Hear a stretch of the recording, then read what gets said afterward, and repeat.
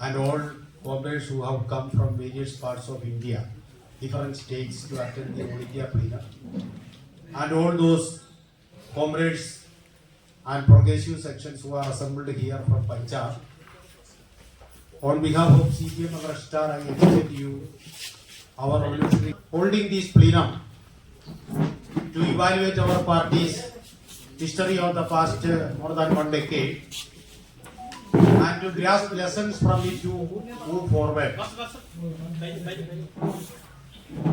To carry out our revolutionary task in the coming days, we must understand that we are today in a very, what is called a dark situation. Because all over the world and in India in particular, we are in a neo-fascist or what is called fascism in the neoliberal period, where the most reactionary sections of the ruling classes all over the world are in power, and the biggest offensive against the world people, the working class and the oppressed all over the world, are being unleashed by the state in various parts of the country, parts of the globe. This is the situation. Satyo, that a dark period doesn't mean that people's struggles are advancing. In many parts of the world, people are advancing against imperialism and their local ruling agents. For example, in our neighbor country, that is in Bangladesh, we have recently witnessed a powerful people's struggle. But it was hijacked by the ruling classes again. US imperialism and their lackeys are now having a major hold in Bangladesh regime now, we know. Similarly, in various parts of the world, in the Latin Americas and in Asia, people's struggles are advancing. Working people are on the offensive. But what happens is that there is a lack of a communist movement. There is lack of a people's movement capable to take the initiative to transform these struggles into a positive political alternative. So that is the problem that we are facing today as communists. We are having what we see, one of the biggest human what is called a genocide is going on in Palestine, in West Asia, which is never recorded in history so far. And it is unleashed by Zionism. And even though official records say that only 46,000 people were martyred, unofficial records say several lakhs of people have been massacred or exterminated or being forced to have exodus from their habitation. That is what is going on. And we know that this is being propped up by, sponsored by US imperialism, the biggest enemy of world people today. And still, internationally, world community is failing to make a step forward to stop it because of the existing international system today. And that is the main reason, because the world community is failing because the left forces, the progressive forces are also not in a position to have an offensive. And therefore, led by US imperialism, the people of Palestine has become the most persecuted, the most what is called suffered community, persecuted community in human history today. साथियों आ रही है, ये बहुत ही खतरनाक स्थिति है. And even the ideological political setbacks of the left, the weakness of the left is reflected in the question of Palestine also.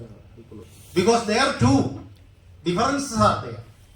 To understand Zionism, how to build up an offensive against the Zionist forces who are being propped up by US imperialism. On that question also, there is not a unanimity, there is not a what is called a unity among even the left forces in the world. That is a situation, and imperialism has succeeded even in infiltrating or even in defeating unity of the people against Zionist imperialist offensive, US imperialist offensive today. That is a situation that we are facing.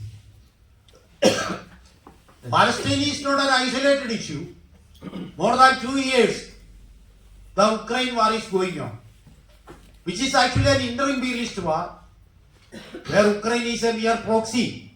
The US-led imperialism, the NATO forces on the one hand, and the Russia on the other. That war is going on, flourishing the military-industrial complex of US imperialism and other imperialist countries. And in regional, even Asia Pacific, all over the world, this imperialist offensive, using their local ruling classes, their junior partners, this is going on. And along with these world wars, regional wars, there are economic offensive, the livelihoods, the living situation of the people is also becoming very serious. Unemployment, inequality, poverty, everything is increasing, while the wealth of the number of global billionaires and the wealth being appropriated by them are all increasing, skyrocketing. This is the situation today. And of late, in the American election, Trump has come to elected as the president of US imperialism, and now this has given a new situation, whereby all over the world the neo-fascist forces are happy now, including India. And because Trump is a well-known Islamophobist, anti-Muslim, his agenda is very clear, he is racist, and he is against the immigrants, and even all these people, even all the forces, all those immigrants who are coming to US imperialism, we know, they are also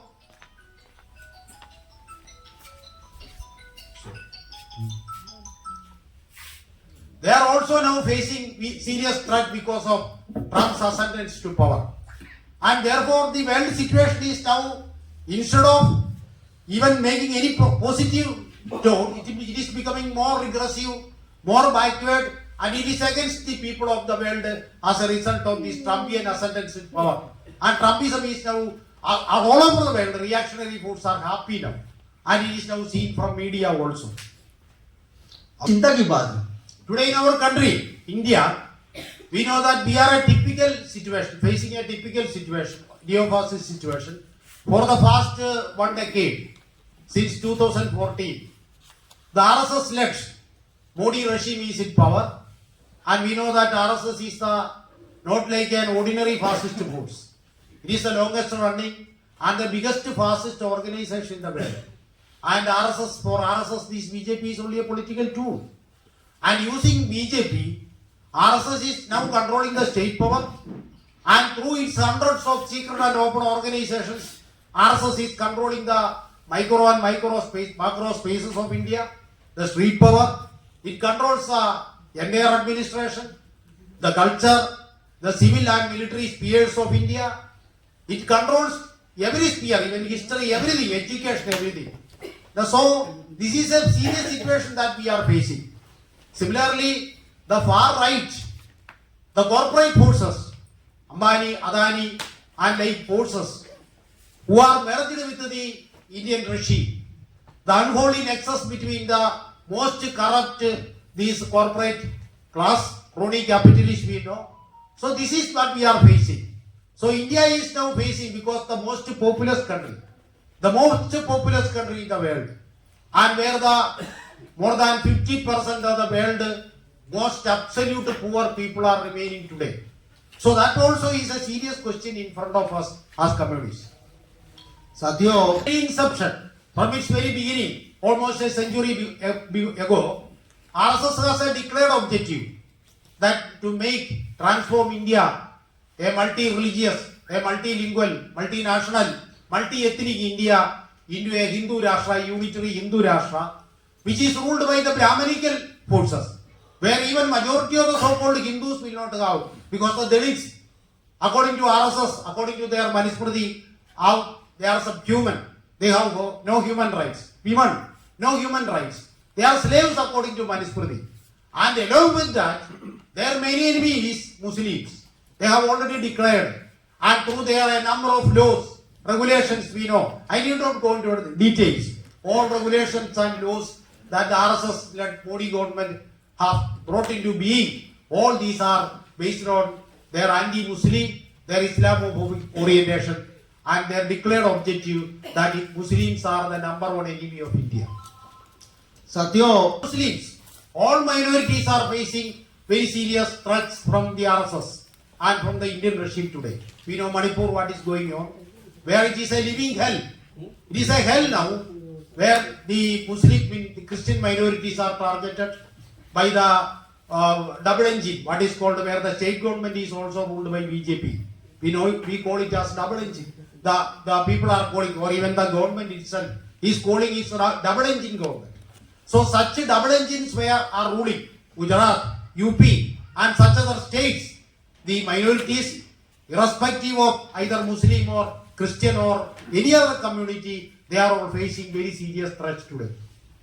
साथियों, And we know that along with the neoliberal, far right, pro-corporate policies, now all democratic rights, which were there in the constitution, we know that this constitution has many limitations. But in spite of that, this constitution provides many democratic rights: freedom of speech, freedom of expression, freedom to write, freedom to think. So all these rights are being taken away. If you freely think, if you question, if you dissent, if you criticize, then it will be anti-national. It will be traitorous. So those democratic rights are all being taken away. Workers are being denied their basic human rights, democratic rights. All labor laws are amended or changed, and even reservation laws, all these are being taken away. So our country is facing a very serious situation in this critical situation. We need not go into the details, because we know we can enumerate, we can list any number of issues.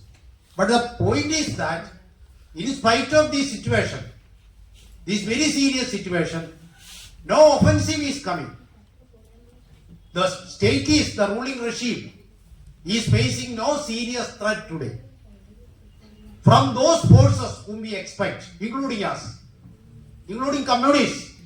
So this is the situation that we are facing, and this is not a simple thing, because when fascism was there in the 30s, from the 20s and 30s, when fascism was developing, we know international communist movement was also advancing. And it was led by the international communist movement, led by the ICM, led by Soviet Union, even uniting with other non-fascist forces, even with other ruling classes, that the fascists were defeated in the 40s. So it was the communist movement was there, it was advancing, national liberation movements were advancing against Muslims and against other oppressed people. So this is a complex situation, and in our country also, if the communist movement is incapable to understand, to comprehend the complexity of the situation, then it will be difficult to carry forward the revolution today. those Now we are discussing this plenum also in this broader context, broader world situation, to evaluate our understanding of the situation. Even take the case of caste question. Within our party also we face many issues. Even after putting forward, we must know, which we will be discussing today and tomorrow. Even after putting forward a perspective on caste, to convey that, to make our comrades, our party conscious of or understanding the real essence of this approach of the party to caste. Regarding that also, we have many problems. So that is not a simple question. Even among progressive forces, even among self-professed communists, there are differences in understanding the caste question. So that is why even revolutionary forces are facing. So this is a very favorable, very advantageous situation for the ruling classes and the fascist forces. So to overcome this, we must understand all these situations, and at the same time we should chalk out appropriate organizational methods. Even though we have a theory, even though we have an ideology, if we are incapable to use this ideology in practice, then it will be a failure. Ideological clarity alone will not work. We should have a party, a revolutionary party, a party based on classes, a party which is surrounded by classes, working class. We know that working class of India today, where 95% of the working class in the unorganized sector, who are bonded slaves, who have no rights. So taking all these into consideration, we have to chalk out our plan, our task. So in chalking out that task, we should have a clear understanding of our own history, our own evaluation, our own experience, and we have to study lessons from that. And from based on that, we have to move. Party की उपस्थिति Communist movement in India has a history of more than a century. We know. But the communist movement, even though it could have it has a glorious past, we know. But at the same time, the communist movement in India could not come as the leading force because of the main fact that it could not understand. Even though there were steps, there were failed, especially in relation to analysis of the Indian society. So without analysis of the particular, the society in which we are living, we may have a general understanding. General Marxist understanding is there. But when you have how you apply this general Marxist understanding in the concrete Indian situation, in that case, the communist movement had many failures. And it is in relation to the specific character of the Indian society, specific character of the Indian social structure. So that is why our party, CPM and Rakshar, is giving more emphasis to this question today, to understand the Indian society, and without reference to caste, without taking the caste society, Indian communist movement, Indian left forces cannot enter the mainstream. So it is from that perspective that yesterday we had a seminar also on these serious questions. साथियों Constraints. We know we have to start the plenum. As per our agenda, we have to start the plenum by 2 p.m. So there are speakers. So I am not going into a detailed explanation. So I just say that we will discuss from our whatever we know. From this perspective, we will discuss all these things from the perspective of the plenum also in the next 3 days. And we hope that we will be able to move forward. We will be able to build up a strong All India party based on our scientific, based on our objective understanding of the international and the Indian situation today.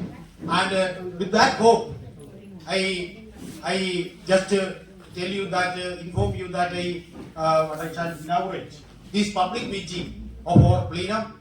Red salute to all comrades who have come from various parts of Tamil Nadu, I mean Punjab also here, and to all comrades, the red salute, revolutionary greetings of CPM and Red. साथियों